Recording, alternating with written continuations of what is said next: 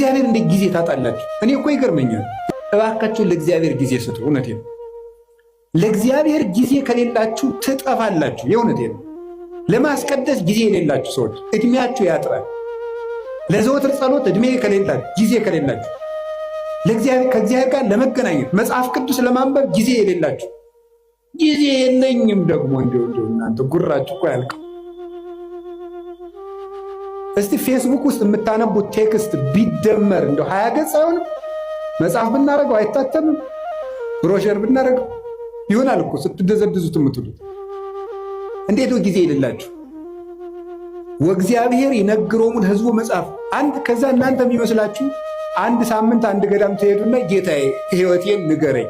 እንዴ ምኑን ነው የሚነግራችሁ? ጅል ነህ ብሎ ይንገራችሁ? ጌታዬ ህይወቴን ንገረኝ ምንድን ነው የሚነግራችሁ ነው?